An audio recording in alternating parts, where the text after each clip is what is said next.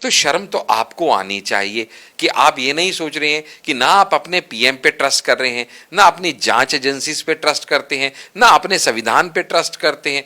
आपको बाहर से कहीं कोई आदमी कुछ बोल दे, फिर चाहे वो अडानी रो पे बोला हुआ मुद्दा हो, फिर चाहे वो ये मुद्दा हो, कहीं बाहर की कोई फर्म कुछ बोल दे, एनीथिंग अगेंस्ट मोदी और इंडियन गवर्नमेंट और इंडियन डेमोक्रेसी, ये सब लोग उसको तैयार हैं। मैं तो इन लोगों के लिए इतना ही कहूंगा अर्जुन जी, आपके चैनल के माध्यम से आपके सभी व्यूअर्स के बेनिफिट के लिए, कि बरसों तक रही, दशकों तक रही हम पर हुकूमत इन गोरों की, लेकिन आज भी उपस्थित है, आज भी मौजूद है कुछ चेहरों पे धूल उनके पैरों की। ये आज भी उन्हीं के गुलाम बने घूम रहे हैं और इन जयचंदों को समझ आ जाना चाहिए कि ये मोदी युग के अंदर अब इनकी ये चालें चलने वाली नहीं है। जनता को मूर्ख बनाने का विफल प्रयास बंद कर दीजिए। जहां पे कनाडा में प्रोटेस्ट होते हैं वहां पे इनके मुंह से एक शब्द नहीं निकलता। इंडिया में इनको बड़ा इंटरेस्ट रहता है, इंडिया की सॉवरेनिटी के ऊपर इनको बड़ा इंटरेस्ट रहता है। कोई गलत ट्वीट्स, आपत्तिजनक ट्वीट्स यूएस के बारे में होते हैं तो यूएस प्लेटफॉर्म जो है ट्विटर का, वो उसको इमीडिएटली डिलीट कर देता है। लेकिन इंडियन प्लेटफॉर्म जो है ट्विटर का, वो आपत्तिजनक बयानों को डिलीट करने में बड़ा संकुचित खुद को महसूस करता है। और सबसे ज्यादा मुझे हैरानी तो तब हुई जब मैंने इनके वक्तव्य में यह पढ़ा, जब लास्ट के इनके 3 वर्ड्स थे, even though India is a democracy. अब ये देखिएगा आप, ये कहां से वर्ड आपको हिट करते हैं, एग्जैक्टली मैच करते हैं राहुल गांधी की लाइन ऑफ थिंकिंग से, जैसे इन दोनों का स्क्रिप्ट राइटर एक ही हो। क्योंकि वो भी अपने सारे यूएस टूर्स में एक ही बात कहते रहते हैं, भारत का संविधान खतरे में है। सबको मालूम है भैया खतरे में कौन है। जो गरीब किसान जो कहते हैं आत्महत्या कर लेता है, उसके पास कर्ज चुकाने का पैसा नहीं होता, वो 13 महीने अपना काम काज खेती छोड़ के यहां बैठ सकता है क्या? मैं आपसे पूछता हूं सर, आप 13 महीने अपना काम धंधा दुकानदारी छोड़ के कहीं बैठ सकते हैं क्या? मैं बैठ सकता हूं क्या अपना क्लिनिक छोड़ के? जवाब है नहीं। ये सब पेड प्रोटेस्ट थे जिनका एक ही एजेंडा था, come what may defame Modi and somehow put the Indian democracy in a question mark in the world arena. नमस्कार, मैं हूं आपके साथ अर्जुन खजूरिया और आपका स्वागत है हमारे चैनल पर। जैक डॉर्सी, आज ये नाम चर्चाओं में है, ट्विटर के पूर्व सीईओ, और उन्होंने यहां पर जो तमाम बातें कही हैं भारत सरकार के लिए, केंद्र सरकार के लिए जो अभी केंद्र में सत्ता में है, किसान आंदोलन से जुड़े हुए मामले को लेकर कि हम पर दबाव बनाया गया, हमें कहा गया कि ट्विटर को जो है भारत में बंद कर दिया जाएगा। इसी को लेकर के चाहे कांग्रेस हो चाहे आम आदमी पार्टी हो, वो लगातार जो है आरोप लगा रहे हैं। कांग्रेस ने प्रेस कॉन्फ्रेंस तक कर दी, अरविंद केजरीवाल भी तमाम बातें कह रहे हैं, और दूसरी तरफ अगर देखें तो सरकार की तरफ से भी इसको लेकर के रिप्लाई आ गया। इस पूरे मुद्दे पर हमारे साथ बातचीत करने के लिए डॉक्टर आशीष हांडा, समाज सेवी, मौजूद हैं। डॉक्टर आशीष जी, कैसे देखते हैं इस चीज़ को? ट्विटर के पूर्व सीईओ वो ये चीज़ कहते हैं, तुरंत कांग्रेस प्रेस कॉन्फ्रेंस करती है, तमाम बाकी विपक्षी दल, अरविंद केजरीवाल वो किसान आंदोलन से जोड़कर सरकार पर सवाल उठाते हैं, और सरकार भी उसमें जो है उसका रिप्लाई आ जाता है कि कानून का तो पालन करना पड़ेगा, आप कानून का पालन नहीं करेंगे तो कैसे चलेगा, और आरोपों का खंडन किया। इस पूरे मामले को आप कैसे देखते हैं? मैं तो ऐसे ही कहूंगा दोस्त कि ये पूरा का पूरा एक षड्यंत्र है, जो ग्रोइंग इंडिया, शाइनिंग इंडिया और विश्व गुरु बनने की तरफ अग्रसर होता भारत जो है, उसके बढ़ते कदमों को रोकने का एक और विफल प्रयास है। और ये विफल प्रयास एंटी इंडिया जो भी फोर्सेस हैं थ्रू आउट द वर्ल्ड, वो करती रही हैं, कर रही हैं, और हमें पूर्ण विश्वास है कि 2024 तक आते आते इनकी ये षड्यंत्रों की जो रचना है वो और ज्यादा सुदृढ़ होती चली जाएगी।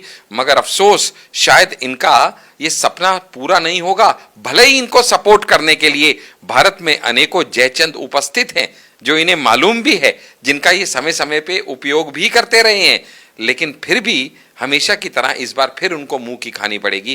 क्योंकि सब जानते हैं कि ये जैक डॉर्सी साहब जो हैं, ये 2021 में ही ट्विटर को नमस्ते टाटा बाय बाय कर चुके हैं, और आज 2 साल बाद इनको ये बात याद आई है।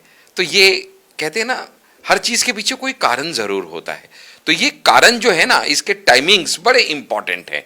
आप ध्यान दीजिएगा कि इस समय पिछले 7-8 दिन से कुरुक्षेत्र में, हरियाणा में फिर से किसान आंदोलन सिर उठाता दिखाई दे रहा है। ऐसे में किसान आंदोलन को लेके कोई वक्तव्य देना, दूसरा यूएस विजिट आदरणीय प्रधानमंत्री मोदी जी की होने जा रही है अगले 10 दिनों के अंदर। वहां पे विश्व पटल पे फिर से भारत को किसी ना किसी तरह शर्मिंदा करने की कोशिश करना, नाकामयाब विफल ही सही, लेकिन फिर भी एक टूल किट क्रिएट करना, तो मुझे लगता है ये सब सोची समझी साजिश है। वरना 2 साल बाद जैक डॉर्सी साहब को कहां से ये बातें याद आ गई, सही या गलत, वो तो अपने आप में बाद में चेक की जाएंगी। ऑलरेडी इनका खंडन भी किया जा चुका है, क्योंकि सब जानते हैं कि जैक डॉर्सी वही व्यक्ति हैं जिनके युग में ट्विटर ने अपना सबसे काला अध्याय जो था वो लिखा है।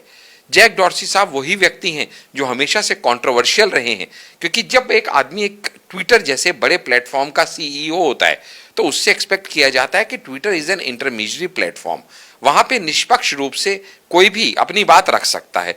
आज तक ना तो आपने बताया कि आपके रूल्स एंड रेगुलेशंस क्या हैं, आप किस तरह के ट्वीट्स को स्ट्राइक करेंगे, कितनी वार्निंग्स देंगे, वार्निंग्स देने के बाद आप कब उसको डीएक्टिवेट करेंगे, ब्लू टिक्स किसके हटाएंगे, क्यों हटाएंगे।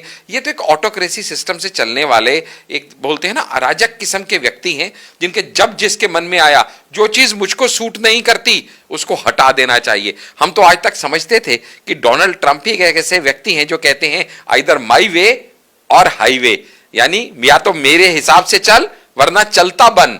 लेकिन ये तो उसका भी सिरा निकल गए, क्योंकि जब इन्होंने डोनाल्ड ट्रंप जैसे व्यक्ति के अकाउंट को डीएक्टिवेट कर दिया तो ये उन्होंने कहीं ना कहीं विश्व को ये जता दिया कि अब तक आप जिसको समझते थे कि भाई यही अपनी मनमर्जी चलाएगा, मैं इसका भी बाप हूं। आप सोचिएगा, जहां पे कनाडा में प्रोटेस्ट होते हैं वहां पे इनके मुंह से एक शब्द नहीं निकलता।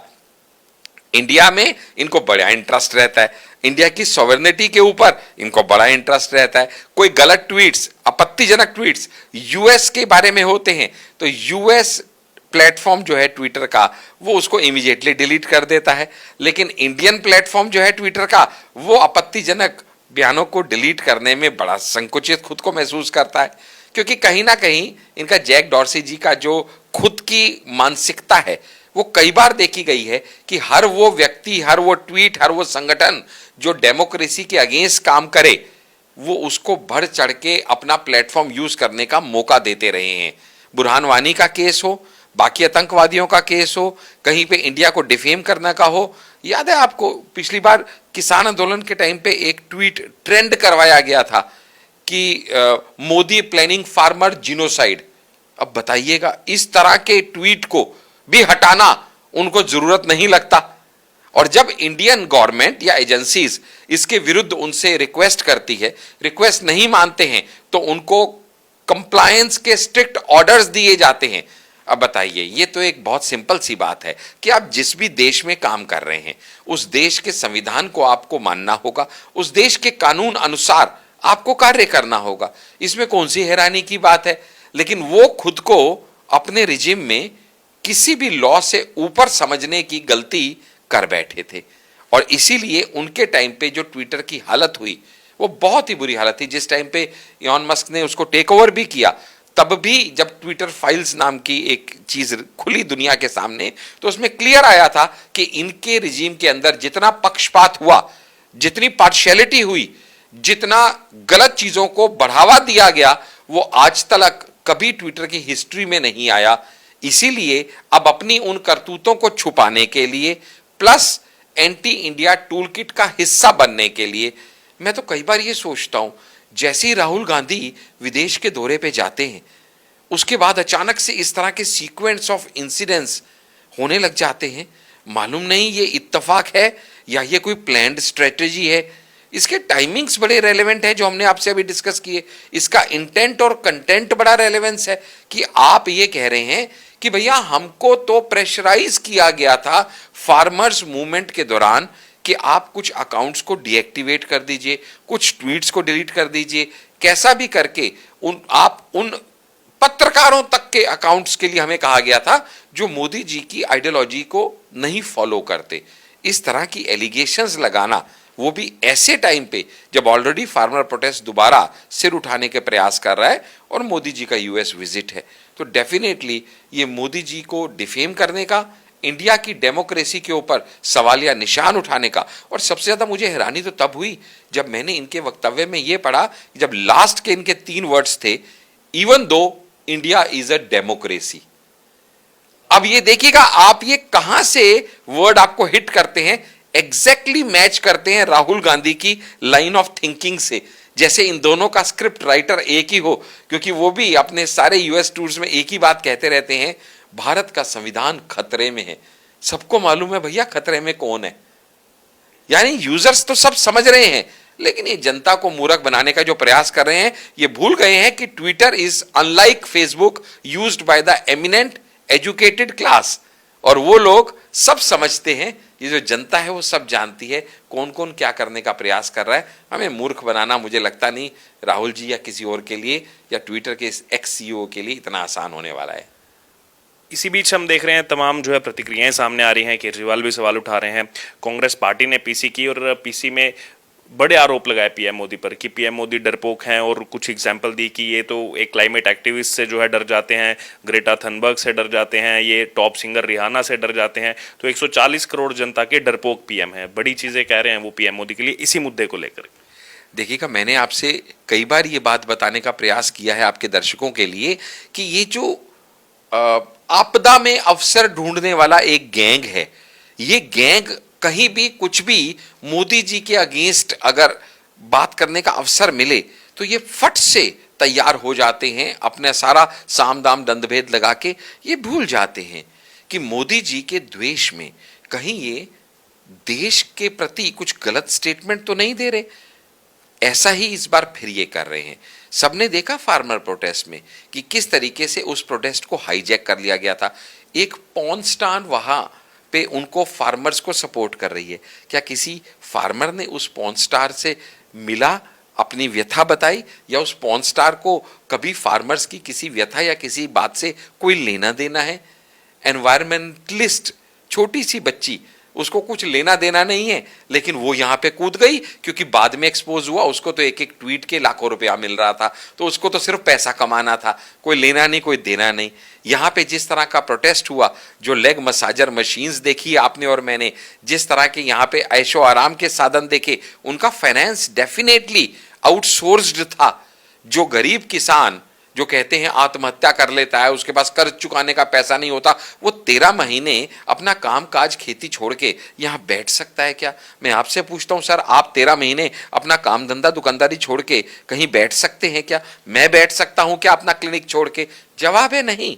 ये सब पेड प्रोटेस्ट थे जिनका एक ही एजेंडा था, कम व्हाट में defame Modi and somehow put the Indian democracy in a question mark in the world arena, क्योंकि भारत के आगे बढ़ते हुए कदमों को रोकना है। इसीलिए तो इस तरह की स्टेटमेंट्स, चाहे वो जनरल सेक्रेटरी कांग्रेस के वेणुगोपाल हो, चाहे उनके अपना ये स्पोक्स पर्सन हो, लेकिन जो भी व्यक्ति हो, उनका तो यहां तक अब स्टेटमेंट आ गया, मैं पढ़ रहा था अभी ऑनलाइन, कि भाई राहुल गांधी का जो ट्विटर अकाउंट सस्पेंड किया था वो भी हो सकता है इन्होंने ही कराया हो। अरे भैया, अगर इतनी ही चलती होती मोदी जी की ट्विटर के ऊपर, तो वो ट्विटर पे अपने अगेंस्ट इतने सारे कमेंट्स और इतने सारी नरेशंस और इतनी सारी स्टोरी बिल्डिंग को परमिट करते थे क्या? दिमाग लगाइए, दिमाग। अरविंद केजरीवाल जी का भी स्टेटमेंट मैंने देखा आ गया। अरे अरविंद केजरीवाल जी, आपको सबने देखा था, पहले भी फार्मर प्रोटेस्ट में आप उन्हें फ्री वाईफाई दे रहे थे, बराबर है ना, आप उनको सारी सुविधाएं दे रहे थे, आप उनको सब चीजें प्रोवाइड करवा रहे थे, एश्योरेंसेस दे रहे थे। और अब भी अगर आप ये कहते हैं कि अगर ऐसी कोई स्टेटमेंट किसी ने दी है तो वो बेहद ही चिंताजनक है, शर्मनाक है, तो शर्म तो आपको आनी चाहिए कि आप ये नहीं सोच रहे हैं कि ना आप अपने पीएम पे ट्रस्ट कर रहे हैं, ना अपनी जांच एजेंसीज पे ट्रस्ट करते हैं, ना अपने संविधान पे ट्रस्ट करते हैं। आपको बाहर से कहीं कोई आदमी कुछ बोल दे, फिर चाहे वो अडानी रो पे बोला हुआ मुद्दा हो, फिर चाहे वो ये मुद्दा हो, कहीं बाहर की कोई फर्म कुछ बोल दे, एनीथिंग अगेंस्ट मोदी और इंडियन गवर्नमेंट और इंडियन डेमोक्रेसी, ये सब लोग उसको तैयार हैं। मैं तो इन लोगों के लिए इतना ही कहूंगा अर्जुन जी, आपके चैनल के माध्यम से आपके सभी व्यूअर्स के बेनिफिट के लिए, कि बरसों तक रही, दशकों तक रही हम पर हुकूमत इन गोरों की, लेकिन आज भी उपस्थित है, आज भी मौजूद है कुछ चेहरों पे धूल उनके पैरों की। ये आज भी उन्हीं के गुलाम बने घूम रहे हैं। और इन जयचंदों को समझ आ जाना चाहिए कि ये मोदी युग के अंदर अब इनकी ये चालें चलने वाली नहीं है। जनता को मूर्ख बनाने का विफल प्रयास बंद कर दीजिए। तो ये आपने सुना डॉक्टर आशीष हांडा, और पूरी मुखरता से इन्होंने बात रखी कि ये जो पूरा मुद्दा इसको राजनीतिकरण किया जा रहा है, और कैसे जो है यहाँ पर अब राहुल गांधी का भी वो जो ट्विटर अकाउंट सस्पेंड हुआ था उसको लेकर भी सवाल उठाए जा रहे हैं। और वहीं दूसरी तरफ आपको बता दें, सोशल मीडिया पर यह भी चल रहा है कि अगर इतना नियंत्रण होता तो खुद केंद्र सरकार में उस समय मंत्री रविशंकर प्रसाद, उनका अकाउंट कैसे ब्लॉक होता। तो तमाम चीजें इस समय सोशल मीडिया पर चल रही हैं, और डॉक्टर आशीष हांडा ने पूरा विस्तार पूर्वक हमें बताया कि आखिरकार क्यों इस समय ये टाइमिंग को ध्यान रखते हुए ही ये सब बयान सामने आ रहे हैं।